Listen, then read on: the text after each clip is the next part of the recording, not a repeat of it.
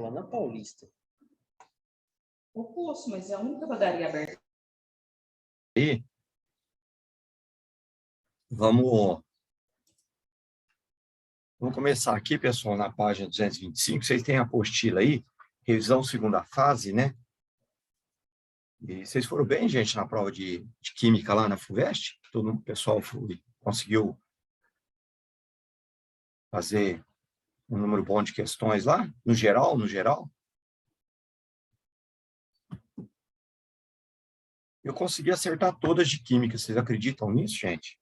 Tô bem, né? Tô bem.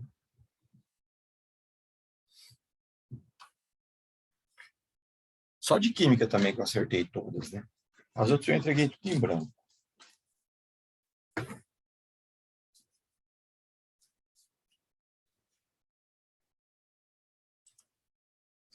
Então, vamos lá, gente. Vamos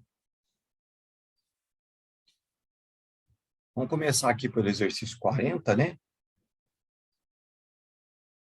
Está falando de estados físicos, sistemas e misturas, na página 225. Olha lá. É um exercício muito bom esse exercício aqui da Unesp, né? Ele fala de separação de misturas, o exercício, e também ele aborda radioatividade, né? Vou pegar a caneta aqui.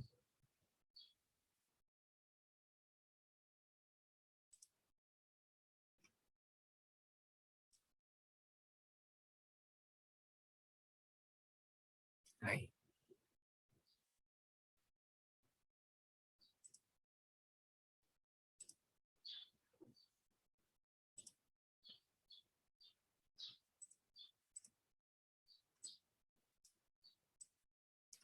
Ah.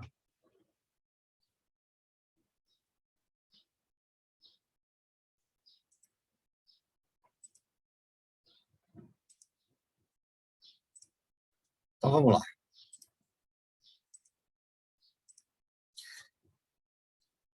Então, esse exercício aqui, pessoal, o 40, ele fala de separação de misturas, né, em geral, e fala da radioatividade, né?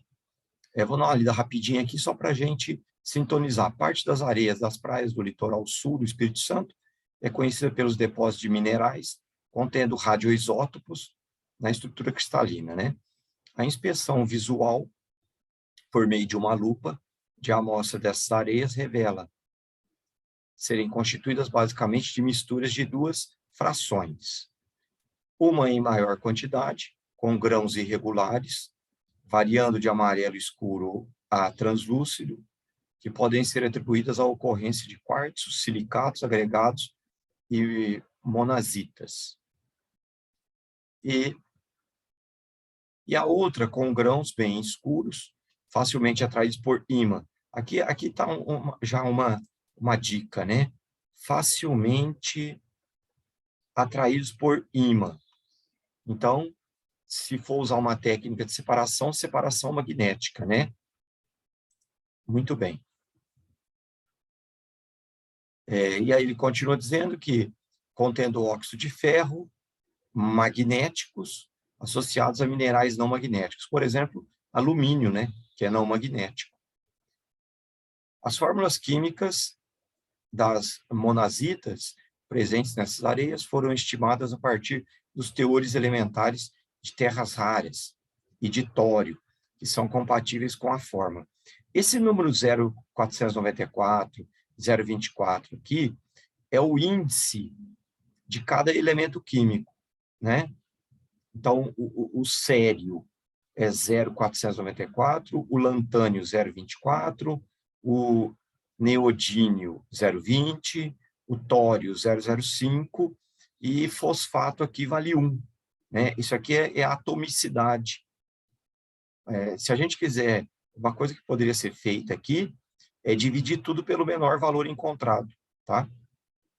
Dividir 0,494 por 0,05, dividir 0,24 por 0,05, dividir 0,20 por 0,05, dividir 0,05 por 0,05, e também tem que dividir o 1 aqui, o 1 por 0,05. Poderíamos dividir esses valores, o 1 o 005, o 020, o 024 e o 0494, tudo por 005, né? Vocês lembram disso em fórmula mínima. Quando vocês estudaram fórmula mínima, dependendo do cálculo dos valores, né, utilizados, o resultado são números fracionários. Aí nós dividimos tudo pelo menor valor encontrado, né, para obter números inteiros. Então, seria uma possibilidade aqui, dividir tudo pelo menor valor, não esquecendo de dividir o 1 aqui, né, e encontraríamos números inteiros. Muito bem. Aí ele pergunta aqui, ó, qual o nome do processo de separação das misturas? Separação magnética, né? Utilizado para separar partes escuras das claras da areia monazítica, separação magnética, né? Porque a parte escura é óxido de ferro e o óxido de ferro é magnético. Então,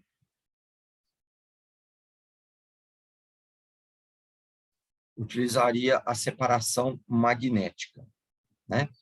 Aí ele pergunta aqui, ó, ele fala para a gente aqui, ó, com base na fórmula química apresentada, demonstre que a monazita é eletricamente neutra.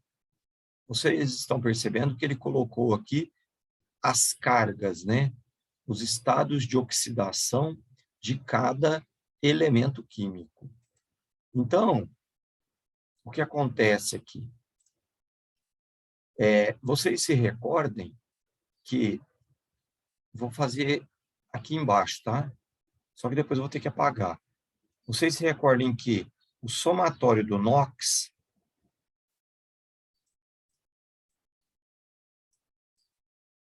em uma molécula, hein, é igual a 0. Né? Então, o que a gente faz aqui para calcular, para verificar, para provar, né, que os estados de oxidação aqui estão compatíveis. Isso aqui é uma molécula. Nós pegamos essa carga aqui, ó, e multiplicamos pela atomicidade, que é esse número aqui. Vocês sabem fazer isso, né? Vocês lembram de fazer isso. A gente pega a carga, o número de oxidação, e multiplica pela atomicidade. Então, o que a gente teria que fazer aqui? Ó, teria que fazer 0,494 vezes mais 3. Mais, porque é um somatório, né? 0,24, que é a atomicidade do lantânio, vezes a carga do lantânio, mais 3. Bom, e aí nós vamos colocando todos os outros valores aqui, tá bom? Ó, aí a gente coloca aqui, ó, todos os outros valores. A gente vai colocar 0,20 vezes mais 3, depois 0,05 vezes mais 4, e depois, né, mais aqui, o 1, que é o finalzinho, estou colocando aqui o finalzinho, 1 vezes o menos 3. Eu não posso esquecer de colocar isso aqui. Tudo isso tem que ser igual a 0.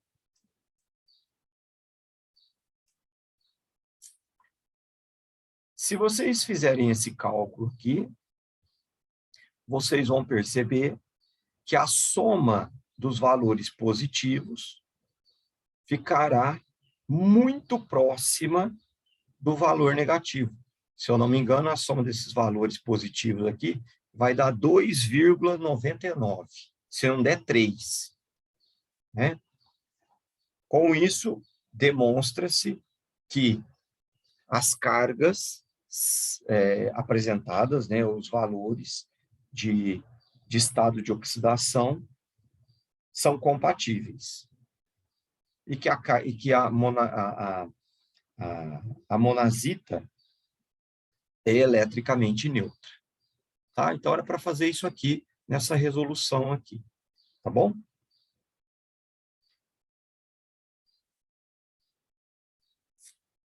Uma outra forma, como eu falei para vocês, seria dividir tudo pelo menor valor, né? Aí vocês vão encontrar números inteiros aqui. Na verdade, não vai encontrar números inteiros, né? Porque quando divide 0,494 por 0,05, não vai dar 10.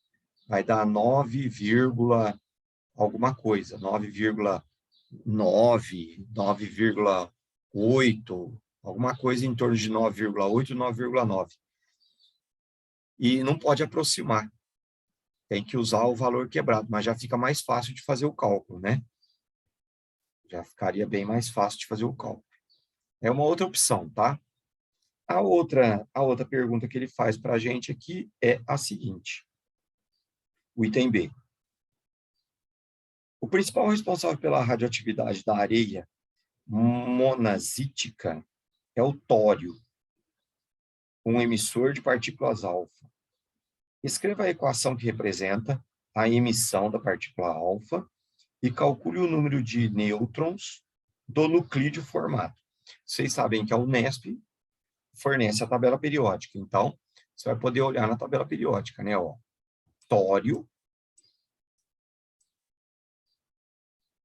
de número atômico 232, e número atômico 90,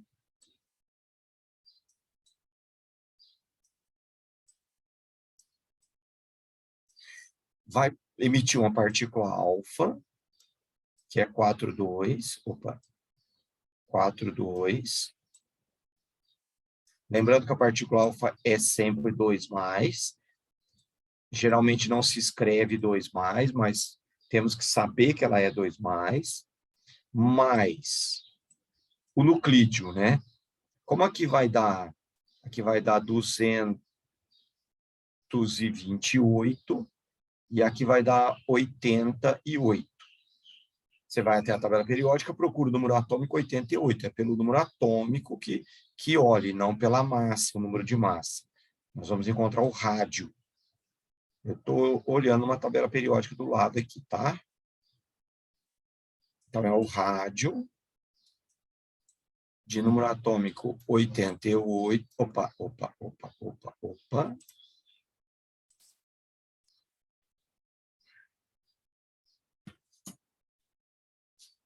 Voltar aqui.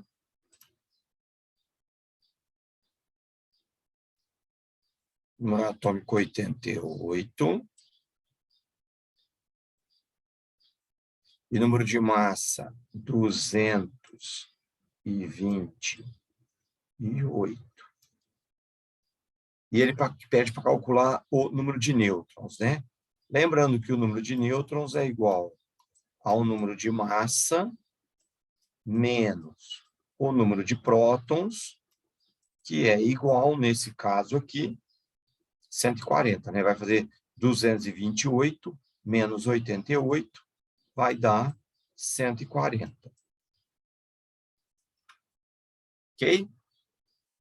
Com isso aí, para você ir tranquilo, né?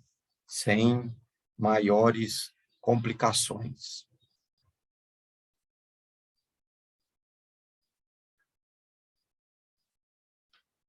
Muito bem. Aqui, pessoal, tem um exercício muito bom, que é o exercício esse exercício aqui da Unicamp, né? Esse exercício 41, apesar de não ser um exercício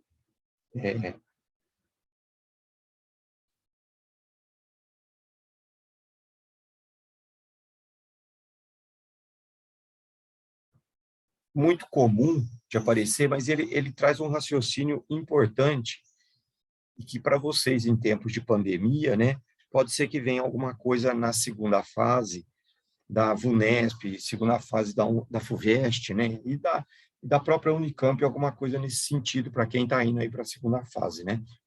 Ou vai prestar outro tipo de vestibular. Olha lá, é um exercício de interpretação, né? Interpretação de dados, e que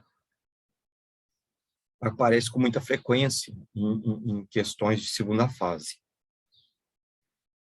A pesquisa em alimentos está sempre à procura de novos produtos ou novas formulações para antigos produtos, tanto para melhorar sua qualidade quanto para ampliar as opções do consumo. Um estudo recente realizado pela Faculdade de Engenharia de Alimentos da Unicamp avaliou a preparação de mortadela com diferentes formulações. F são as formulações, né? Alguns resultados desse trabalho são apresentados na tabela a seguir. Bom, ele coloca aí contagem de bactérias, UFC por grama. O UFC é a unidade formadora de colônias, né? Está escrito embaixo aí. Para 3 formulações em função do tempo. Formulação 1, 2 e 3, tempo, 15 dias, 30 dias, 60 dias. Então, vou pegar o primeiro caso aí, ó. Na formulação 1, a unidade formadora de colônias é menor que 10 por grama de alimento. Em 30 dias, a unidade formadora de colônia é 1,3 vezes 10 ao quadrado, ou seja, 130 UFC por grama de alimento.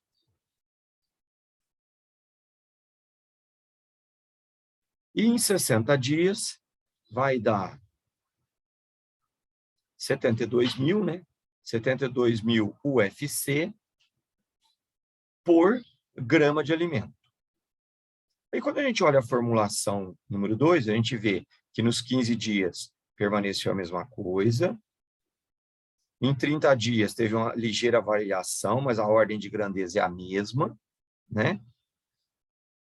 E em 60 dias,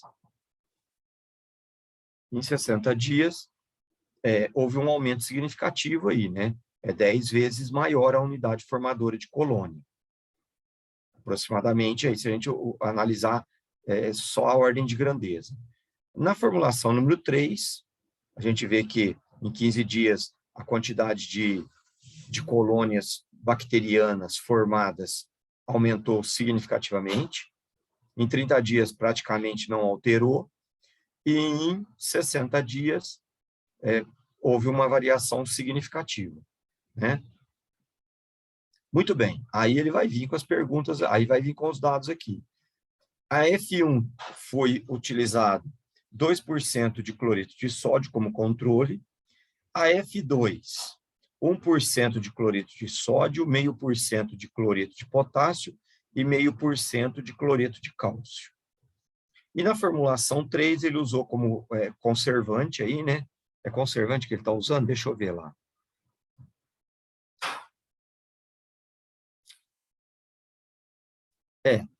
Um conservante mesmo. Ele usou 1% de cloreto de sódio. Muito bem. Aí ele pergunta para nós aqui no item A. Considerando os resultados apresentados e seus conhecimentos, né? Tá aqui, ó. Considerando os resultados apresentados e seus conhecimentos, cite e comente 2 objetivos possíveis desse estudo com relação ao NaCl. Bom,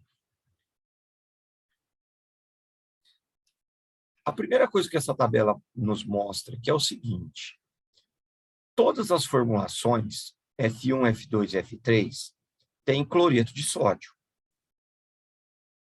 né? Então, o que ele está querendo ver aqui? Ele está querendo observar que a influência do cloreto de sódio na conservação dos alimentos. Esse é um primeiro dado. Então, ele está comparando a influência da concentração de cloretos, de cloreto de sódio, né, na conservação do alimento, ao longo do tempo. em função do tempo. Então, essa é uma primeira observação, em relação só ao cloreto de sódio, tá? Então, verificar, observar, comparar a influência da concentração do cloreto de sódio na conservação de alimentos ao longo do tempo. Ok. Uma segunda observação, ainda no item A isso, tá? Uma segunda observação.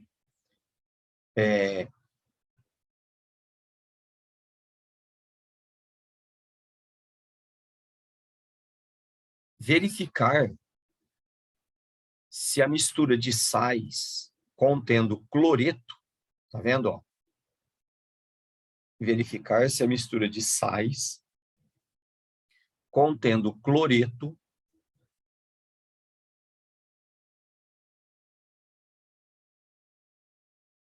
melhora ou piora a conservação dos alimentos ao longo do tempo. Porque se vocês notarem no F2 aqui, o que ele fez no F2? No F2 ele adicionou ao cloreto de sódio, ele adicionou cloreto de potássio e cloreto de cálcio. Tá? Então ele quer verificar se uma mistura de sais contendo cloreto, né, porque ele está mantendo o íon cloreto aqui, vai melhorar ou piorar a conservação dos alimentos ao longo do tempo. Isso seria uma segunda observação. Tá? Tudo isso dentro do item A.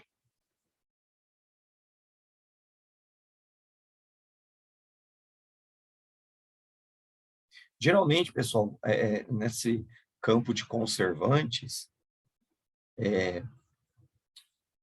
o pessoal coloca um conservante no alimento e depois adiciona um outro conservante, uma outra substância química, orgânica ou inorgânica, nesse caso, são substâncias inorgânicas, para verificar se ocorre uma melhora na conservação ou uma piora na conservação, né? Porque, às vezes, uma molécula, uma substância química, ela potencializa a outra substância química no sentido de conservação, de preservação dos alimentos. Esse efeito é chamado sinergismo dentro da química. Tá? No item B, ele faz a outra pergunta para a gente assim. Indique uma conclusão que se pode extrair desse estudo. Escolha e compare duas formulações para justificar sua resposta. Vamos lá. Vamos aqui olhar, ó, se a gente comparar A1 com A3, fica mais fácil, porque A1 com A3, nós só temos o cloreto de sódio, tá vendo? Ó?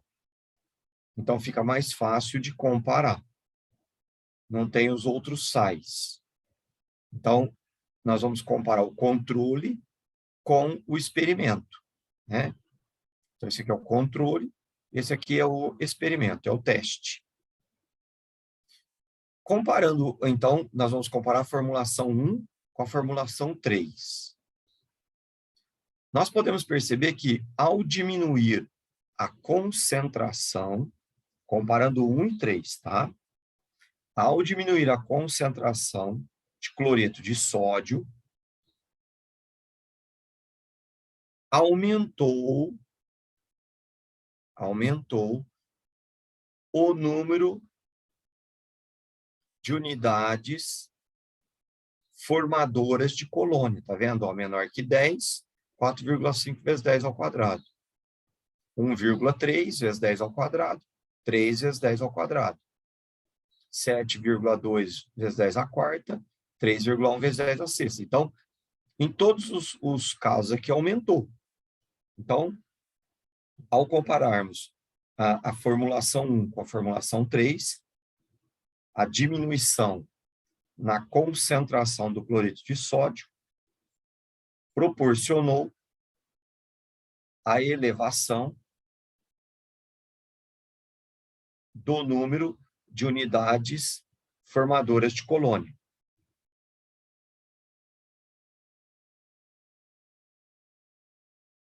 Certo? Portanto, diminuir a concentração do cloreto de sódio não é uma ação positiva. Certinho?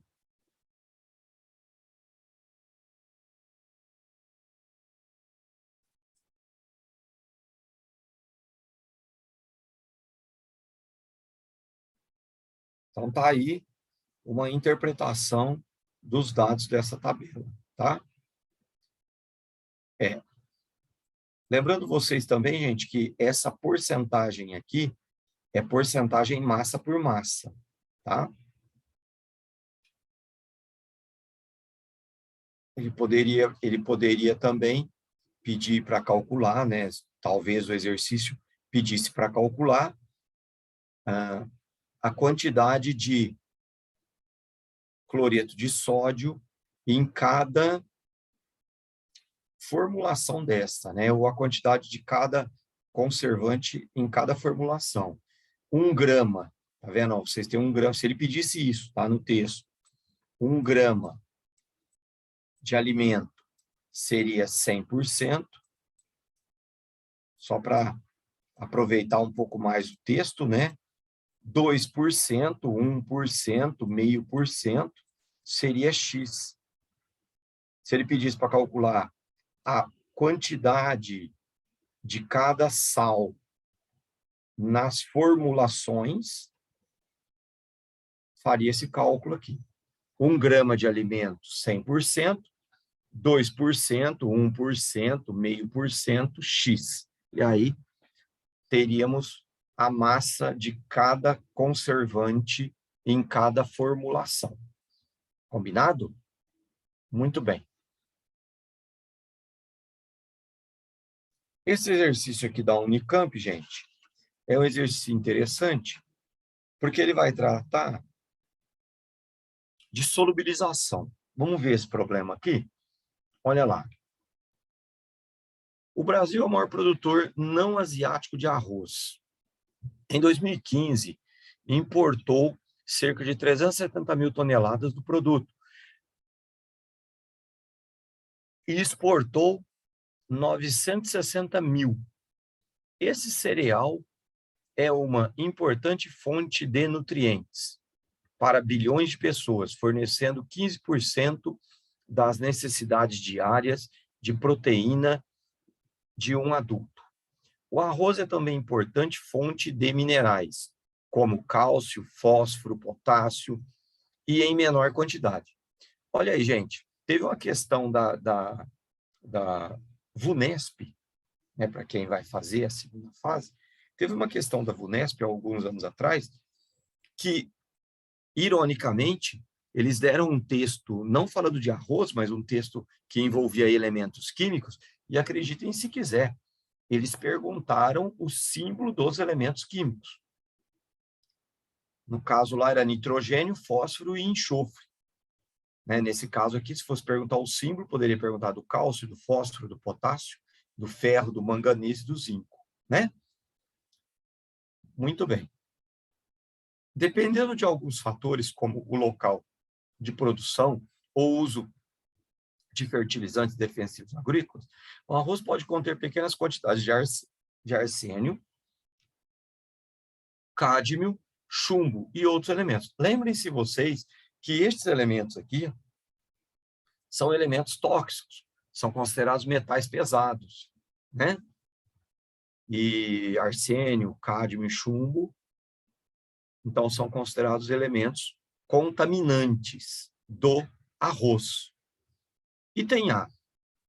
Um estudo comparou 3 métodos diferentes de cozinhar o arroz para verificar como a forma de preparo pode modificar a quantidade de minerais no cereal cozido.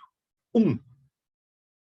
O arroz foi cozido na proporção de 5 partes de água para 1 parte de arroz. Ou seja, se ele colocou 1 copo de arroz para cozinhar, ele colocou 5 de água. Certo? O excesso de água foi drenado após o cozimento. Então, deixou cozinhar o arroz, sobrou água, jogou essa água excedente fora. 2. O arroz foi embebido em água durante a noite. A água foi drenada e o arroz foi lavado até a água clarear. Drenou-se a água e o arroz foi cozido na proporção de 5 partes de água para 1 parte de arroz. O excesso de água foi drenado após o cozimento. 3. O arroz foi cozido na proporção de 2 partes de água para 1 parte de arroz. O excesso de água evaporou durante o processo de cozimento. Muito bem, vamos ver o que ele quer com isso. Acho que desce aqui, né? Onde que está aqui? Aqui. Do ponto de vista químico, qual tipo de cozimento deve ter levado a menor presença de minerais no arroz cozido? 1, 2 ou 3? Justifique sua resposta. Então, vamos olhar rapidinho de novo. Número 1. O arroz foi cozido na proporção de 5 partes de água para 1 parte de arroz. Ele quer a menor presença de minerais. Ele não citou quais minerais, né? Então, nesse processo, vai eliminar ferro, cálcio, zinco, manganês, arsênio, cádmio, vai eliminar tudo. Tá certo? Então, número 1, o arroz foi cozido na proporção de 5 partes de água para 1 parte de arroz e o excesso de água foi drenado após o cozimento. Ok, então nessa água vai sair uma quantidade de minerais. 2, o arroz foi embebido em água durante a noite. A água foi drenada, quer dizer, nessa parte já saiu uma quantidade maior, nessa parte já saiu uma quantidade de minerais. O arroz ficou na água, a água extraiu os minerais, essa água foi jogada fora. Depois, e o arroz foi lavado até a água clarear, quer dizer, ele continuou lavando o arroz até a água ficar clarinha. Resultado, cada lavagem que ele fez extraiu uma quantidade de minerais. Então, o número 2 já é um processo que elimina em maior quantidade os minerais, em relação ao processo 1, não tenha nem dúvida. E o processo 2 elimina mais que o processo 3. Por quê? Porque no caso do processo 3, o arroz foi cozido na proporção de 2 partes de água para 1 parte de arroz. O excesso de água evaporou durante o processo de cozimento. Quer dizer, todos os minerais ficaram no arroz no processo 3. O processo 3 não teve perda de minerais. O processo 1 teve perda, porque o arroz foi lavado, né? Uma parte da água foi jogada fora. E no processo 2 é o que mais perdeu minerais. Então, a resposta, processo 2. Justificativa disso.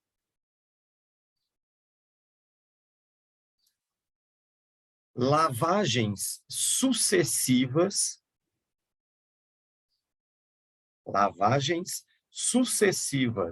do arroz removem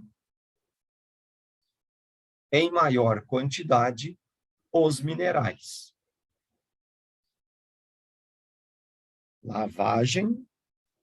Lavagens, né, sucessivas do arroz removem em maior quantidade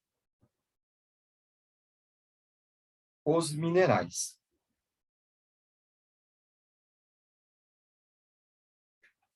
Ok. Vamos para o item B. Por quê, gente? Já teve um exercício da Unesp que ele falava sobre extração sucessiva. É muito importante vocês terem isso aí em mente. Extração sucessiva, né? O que extrai mais? Por exemplo, vamos pegar um sachê. Vamos lembrar de um sachê de fazer chá. Vocês sabem o que eu estou falando. O que possibilita maior extração das substâncias do sachê? Daquele pó que está ali dentro, né? Do chá, entre aspas, né? Você colocar o sachê num copo com água, de uma única vez, pronto, deixa ali 1 hora e depois tira, ou então, coloca o sachê num copo com água, tira. Coloca o sachê no outro copo com água, deixa mais 1 hora. Depois coloca o sachê num outro copo com água, mais 1 hora. Quer dizer, 3 extrações sucessivas. Então, em 3 extrações sucessivas, a capacidade de tirar substâncias daquele pó, daquele material, é muito maior do que em uma única extração. Porque no processo de extração sucessiva, cada vez que a gente coloca o material no líquido, a gente satura o líquido. Né? Então, saturamos o líquido a cada momento que o líquido é colocado em presença daquele material sólido, né? Quando a gente faz a extração de uma única vez, a gente satura a solução logo na primeira vez. E aí o líquido não extrai mais, né? Então, é uma questão aí de saturação. Então, extrações sucessivas extraem com mais eficiência do que uma única extração. Por isso que o 2 é a resposta correta. É um processo de extração sucessiva. Aí, o item B.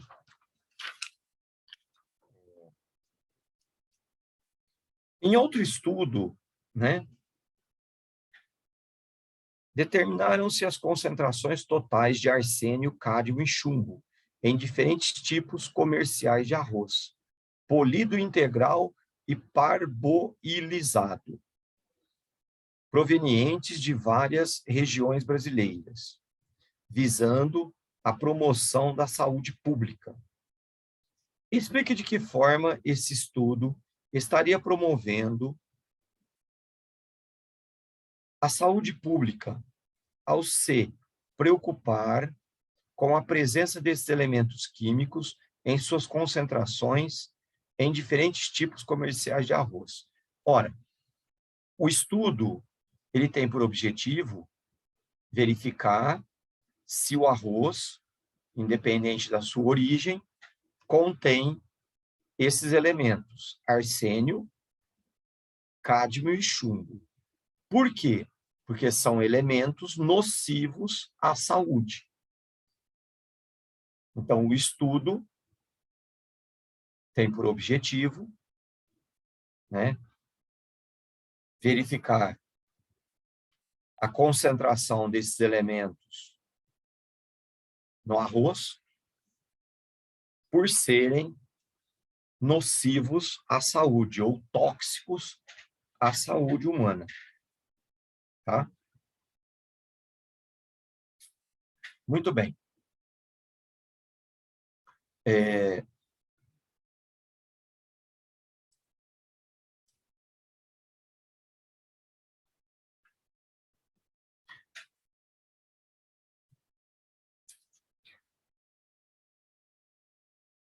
Vamos lá, questão número 43, né?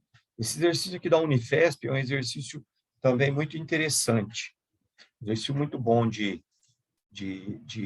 se fazer, porque ele traz algumas informações aqui.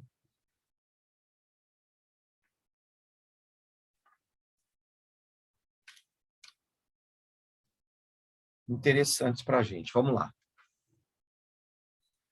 O exercício diz assim aí para nós, né? É um exercício que envolve estequiometria, fórmulas de compostos, estequiometria, leis gasosas, né? E assim por diante. Os gases medicinais são utilizados em hospitais, clínicas de saúde ou em outros locais de interesse à saúde, bem como em tratamentos domiciliares de pacientes. Lembre-se vocês, pessoal, que teve aquele probleminha, né?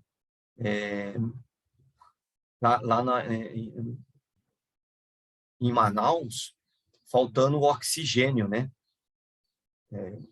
E, inclusive, pessoas morreram lá o ano passado, né? Esse foi o ano passado ou esse ano, não me lembro agora. Começo desse ano, foi começo desse ano. E pode vir, né, alguma questão envolvendo aquilo lá, né? Aquela questão lá de gases envasados sobre alta pressão, que é mais ou menos a ideia desse exercício aqui. Considere a composição de 4 gases medicinais acondicionados separadamente em 4 cilindros, 1, 2, 3 e 4, nas condições indicadas na tabela. Cilindro 1, gás medicinal oxigênio. Composição O2, só O2. Então, ele é puro, né? Pressão em kPa, quilopascal, né?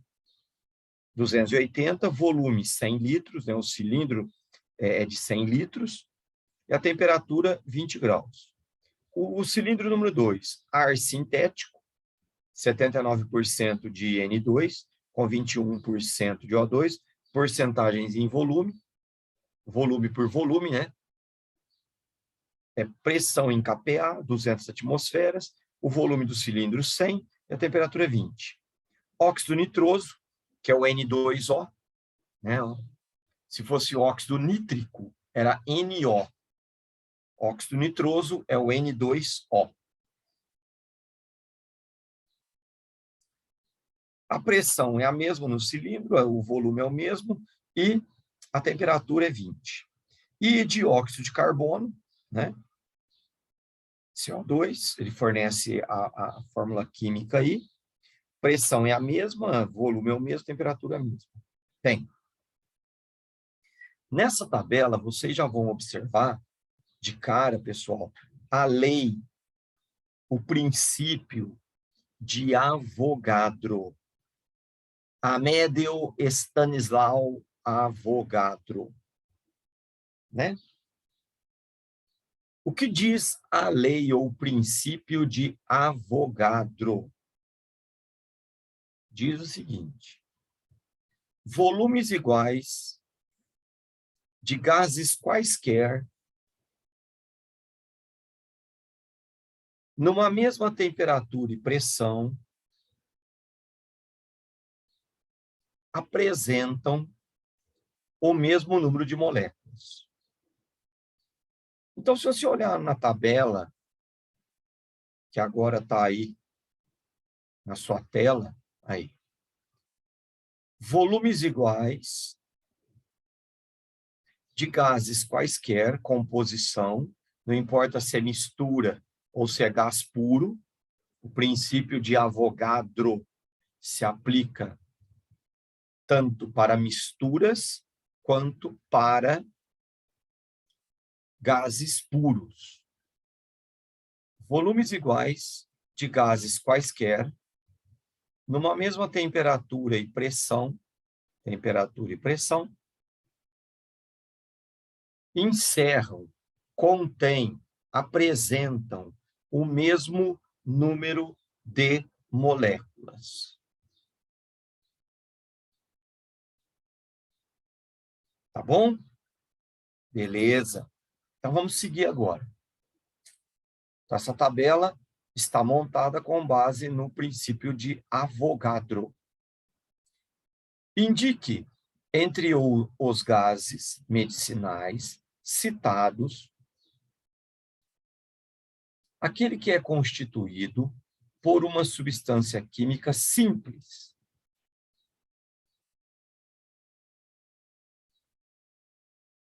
E aquele que gera uma solução aquosa ácida ao ser borbulhado em água destilada.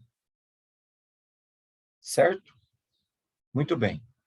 Ó, indique entre os gases medicinais citados aquele que é constituído por uma substância simples. Ele não disse uma mistura, né? Aqui, ó. Número 1. Número 1 é constituído por uma substância simples.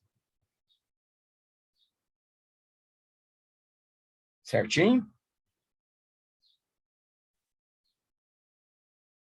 Por uma, tá vendo? Ó? Por uma substância. Então, cilindro 1. Oxigênio, substância simples. Solução aquosa, gás carbônico. Quando borbulhamos o gás carbônico em água, forma o ácido carbônico. Certo? Aí o N2O. O N2O, vocês têm que lembrar que, ó, aqui em cima, ó. Vou pegar aqui um cantinho aqui, ó. CO. NO. E N2O são óxidos neutros. Eles são neutros. Não reagem com água, não reagem com ácidos, não reagem com bases. Então, este óxido aqui é o único que vai reagir com água, formando ácido carbônico, portanto, uma solução ácida. O item A está respondido. Cilindro 1, O2, cilindro 4, CO2. Combinado? Muito bem. B.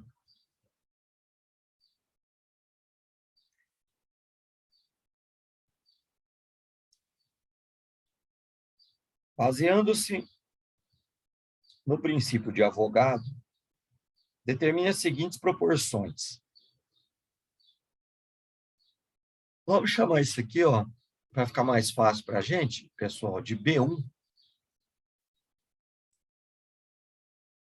E vamos chamar isso aqui, ó, de B2. Ó, ele quer que determinemos, façamos a determinação das seguintes proporções. Vamos lá. B1.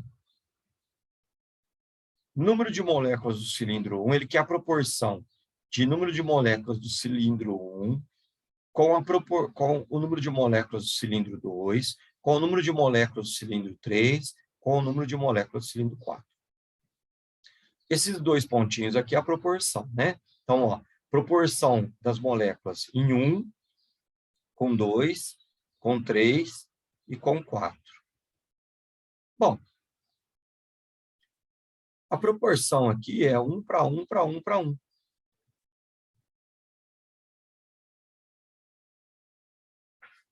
Pelo princípio de Avogadro, volumes iguais de gases quaisquer, numa mesma temperatura e pressão, contêm o mesmo número de moléculas.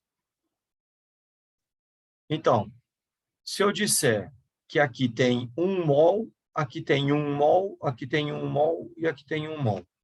Se eu disser que aqui tem 0,5 mol, aqui vai ter 0,5, aqui vai ter 0,5, aqui vai ter 0,5. Se eu disser que aqui tem 100 mol, aqui tem 100 mol, aqui tem 100 mol e aqui tem 100 mol. Então, a proporção é 1 para 1 para 1. A proporção vai ser 1 para 1 para 1 para 1. Ah, mas eu responderia só isso?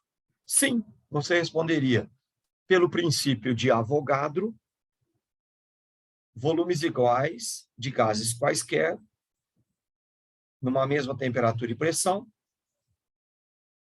encerram o mesmo número de moléculas. Portanto, a proporção é 1 para 1 para 1. Cita o princípio de Avogadro e põe a proporção 1 para 1 para 1. Acabou. Certinho? Muito bem. B2.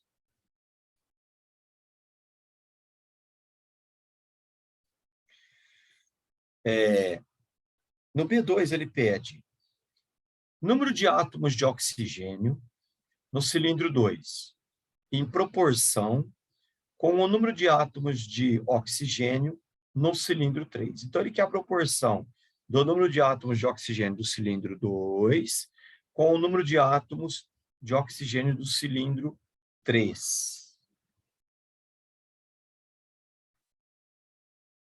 Muito bem. Notem que no cilindro 2, gente, nós temos um probleminha aqui, que é o seguinte.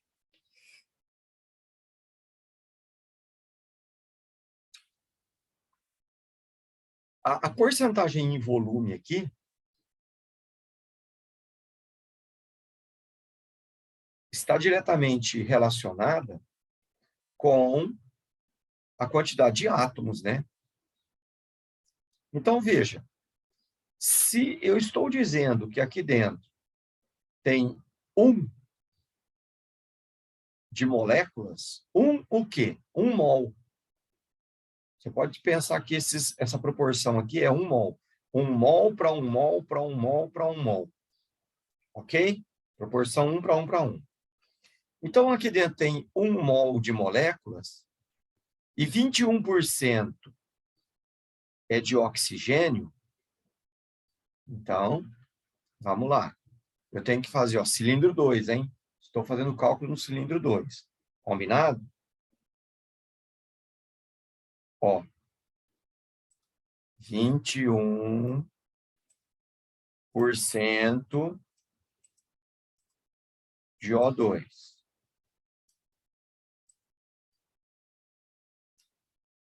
Isso implica. Cilindro tem 1, tá vendo? Ó, 1 vezes 0,21. Eu tenho que tirar a porcentagem aqui.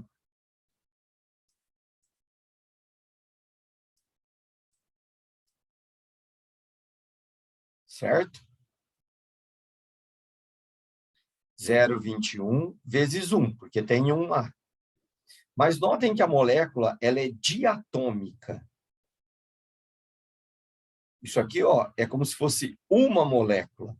1 mol de moléculas. Então, 1 mol de moléculas, nesse 1 mol de moléculas tem o N2 e o O2.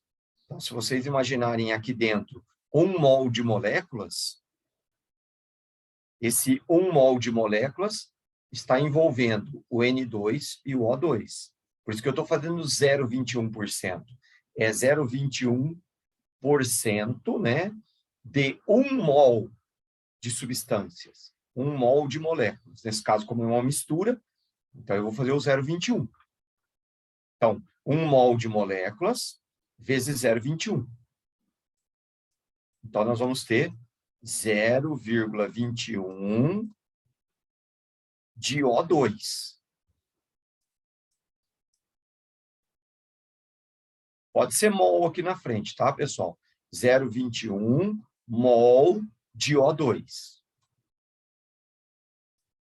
Só que ele está pedindo a proporção de átomos. Notem que aqui ó, tem 2 átomos. Então, eu tenho que multiplicar isso aqui por 2. Então, eu multiplico 0,1 por 2, eu vou obter 0,42. Então, nós podemos afirmar que no cilindro 2 temos 0,42 mol de átomos de oxigênio. 0,42 mol de átomos de oxigênio. Vamos fazer aqui agora o cilindro 3, tá vendo? Ele está pedindo o cilindro 3. Notem que no cilindro 3 a proporção é 1. O cilindro 3 é 100% moléculas de N2O. Então, a proporção é 1. Certo? 1 mol de N2O. Norberto, de onde você está tirando esse 1? Daqui, ó. 1 para 1 para 1 para 1. Ah! É desse 1 aqui que eu estou tirando. Ó. Tá vendo? Ó? Olha o cilindro 3 aqui, ó. Ele é 1. Então, aqui, ó. 1 mol de N2O. Quantos átomos tem aqui? 1. Então, é 1 vezes 1. Isso implica em 1. 1 mol de átomos de oxigênio. E aqui, 0,42 mols de átomos de oxigênio. Mas ele pediu, gente, proporção. Certo? Vou fazer aqui embaixo, ó. Depois eu vou apagar. Tá? Ele pediu proporção. Proporção entre o cilindro 2 e o cilindro 1. Desculpa, o cilindro 3. Então, ó, 0,42 está para 1. 0,42 do cilindro 2 está para 1 do cilindro 3. Proporção entre átomos de oxigênio. Para deixar isso mais elegante, mais bonito, nós podemos multiplicar por 100 e deixar em números inteiros, menores números inteiros possíveis. Multiplica tudo por 100, nós vamos então ter uma proporção de números inteiros. 42 para 100.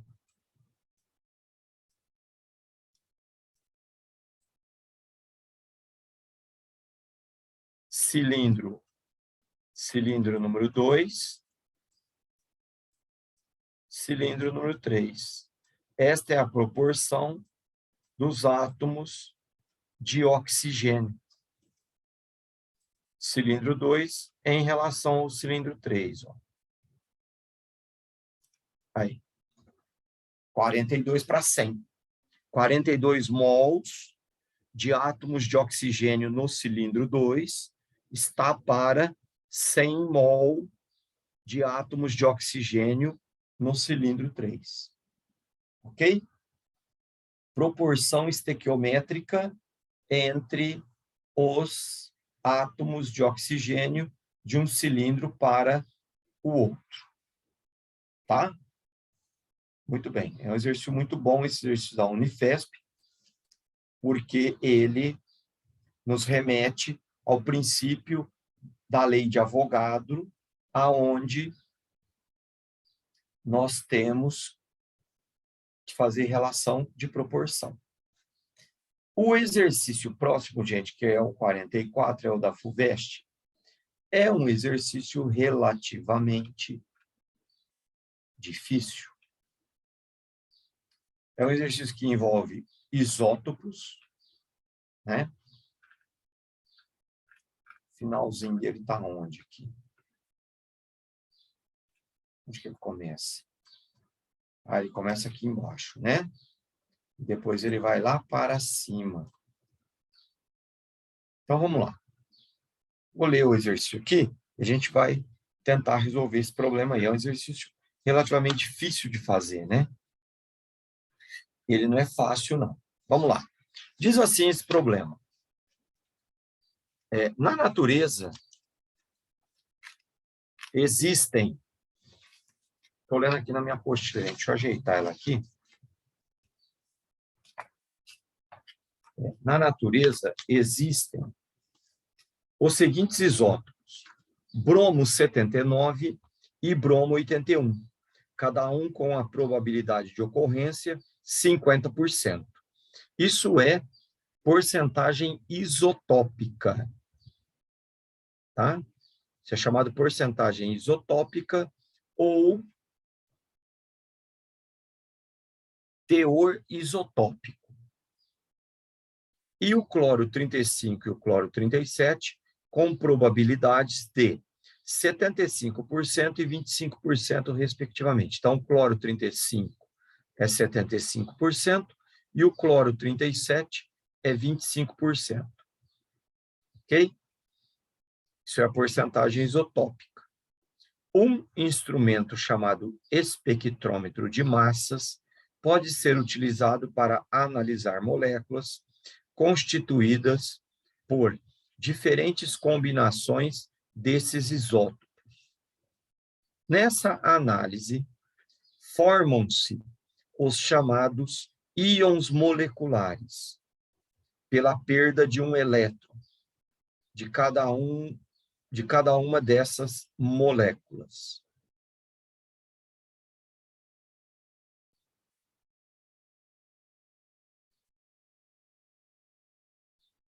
Muito bem. Se vai perder um elétron, então a molécula vai se comportar como um íon, porque a molécula vai, de alguma forma, a substância é colocada nesse espectrômetro, o espectrômetro vai, de alguma maneira, arrancar um elétron da molécula, a molécula, então, vai adquirir uma carga positiva, tá? O resultado é um gráfico chamado espectro de massas, onde esses íons moleculares são registrados na forma de linhas, em ordem crescente de massa molecular, em ordem crescente de massa molecular, conforme o gráfico vocês estão vendo aqui, ó. Esse aqui é um gráfico típico de espectroscopia de massa. Tá vendo, ó? Cada barrinha dessa aqui representa uma molécula que perdeu um elétron. Então, aqui nós temos a massa do íon e a intensidade dela, tá? Intensidade em função da massa. Aqui é 3 de intensidade, aqui é 4, e aqui a intensidade é 1. Aqui é 3,8, 3,9, né? Mas podemos aproximar para 4 aqui. Muito bem. A intensidade de cada linha correspondendo a uma mesma massa. Depende da probabilidade de ocorrência de cada combinação isotópica no íon formado. Assim, por exemplo, para o composto BrCl, foram obtidos os seguintes resultados. Aí vocês têm um resultado aí, ó, cátion, bromo 79, cloro 35, bromo 79, cloro 37, bromo 81, cloro 35 e bromo 81, cloro 37. Aí vocês têm a massa molecular, 114, se você somar aí, ó, 79 com 35, vai dar 114. 79 com 37, 116. 81 com 35, 116. E 81 com 37, 118. Ok? Como é que chega na massa aí? E a intensidade relativa, 3, 4, 1.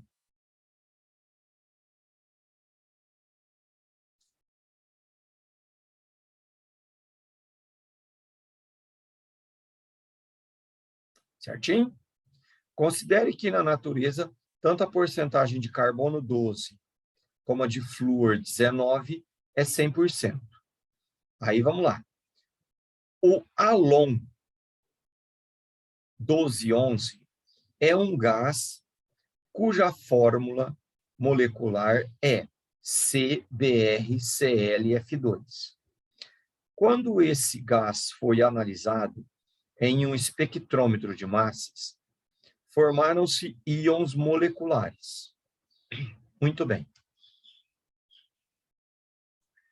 Item A. Mostre a fórmula molecular do íon molecular de maior massa, especificando os isótopos bromo e cloro presentes. Ora, gente, o de maior massa vai ser esse aqui, ó, o 118, né? Por que o 118? Se nós adicionarmos carbono e flúor nessas espécies químicas aqui, né? Se eu adicionar carbono aqui e flúor aqui, tá? F2 aqui. Então, adiciona um carbono aqui e o F2 aqui. Carbono aqui e F2 aqui. Carbono aqui e F2 aqui. Carbono e F2. Notem que, ao adicionar carbono e flúor em todos eles, a massa do carbono vai ser a mesma para todos eles. A massa do flúor vai ser a mesma para todos eles. Portanto, vai ser este aqui, o de maior massa iônica. Então, a fórmula aqui será carbono, bromo 81.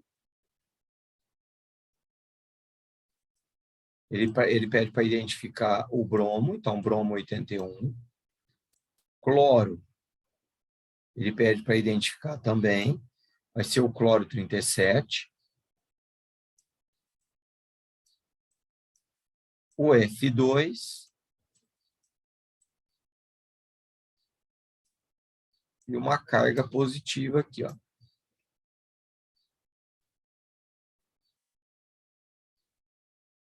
Ok? Então, o íon molecular de maior massa será esse aqui. Que, na verdade, ao somar tudo isso aqui, vai ser 118. Né? A massa dele vai ser 118, mais a massa do carbono, que é 12, mais a massa do flúor, que é 19 vezes 2. Está vendo 19 aqui, ó? Então, vai ser 38. Então, você adicione aqui 12 mais 38,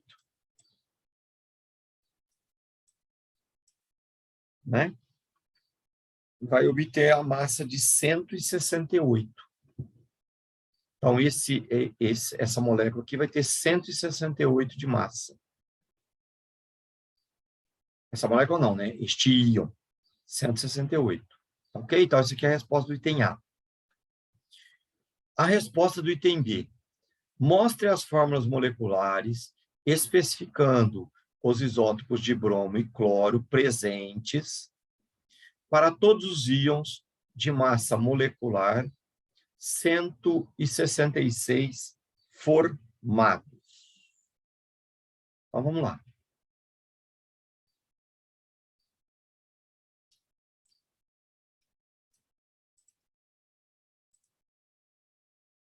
Deixa eu... Oh, caramba. Mudei a página aqui, gente. Espera aí.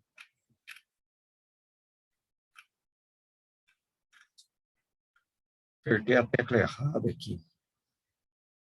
Ó, se vocês adicionarem carbono e flúor aqui, F2, né? Põe um carbono aqui e o F2 aqui. Vocês vão adicionar esta massa 114 mais 12 mais 38. 114 mais 12 mais 38 vai dar 164. Então, tem que escrever a fórmula, né? Vamos dar só a indicação para vocês aqui. O que você vai ter que fazer? Escrever a fórmula para todos eles, para esses 4 aqui. Então, o que você faz na resposta? Na resposta aqui, fazer um só aqui, tá? Vocês vão colocar carbono, bromo, 79, tem que indicar o isótopo, senão eu fiquei errado. Cloro, 35. F2,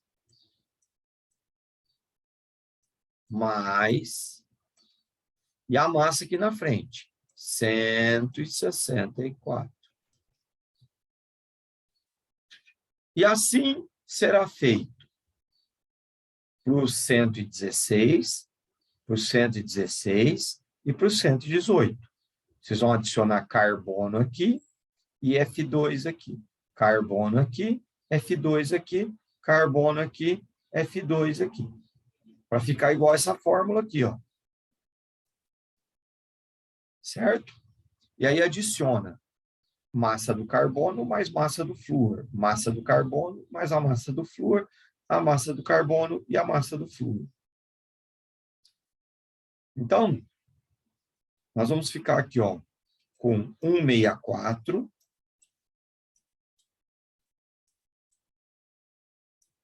Esses dois aqui, a massa fica 166.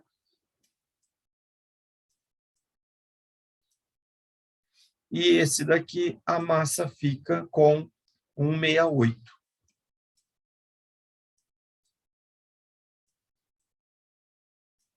Eu peguei uma calculadorinha e somei aqui do lado, viu, gente? Por isso que está indo rápido assim, tá? Eu já somei aqui, ó. 118 mais 12 mais 38. Então, vai dar 168, tá?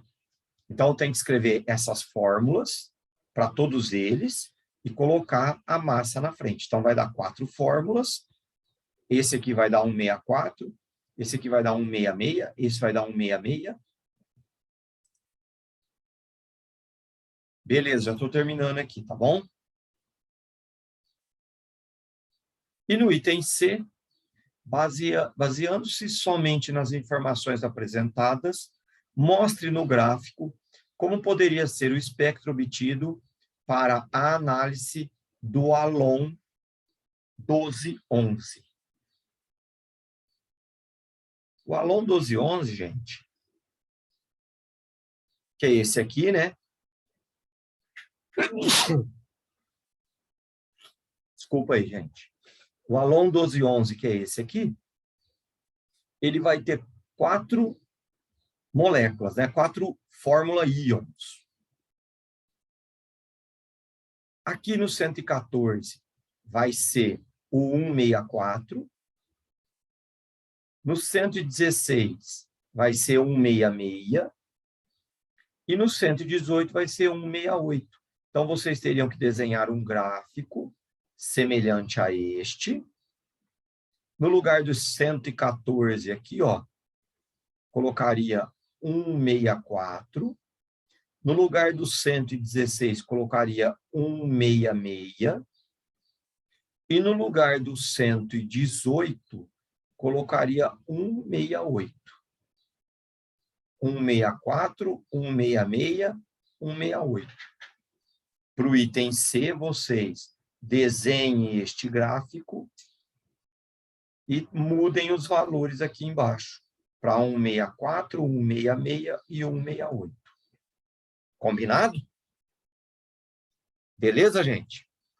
Então, estamos finalizando aí. Gilson já falou que o tempo acabou. Um abraço para vocês. Boa semana. Boas revisões aí. Boa sorte na segunda fase dos vestibulares. Certinho, gente? Gilson, obrigado aí, viu? Valeu, Norberto. Eu que agradeço. Um abraço, meu amigo. Boa semana. Vocês também. Se a gente não se vê mais, boas férias para vocês aí. Fiquem com Pra Deus. você também. Boa semana para todos vocês aí.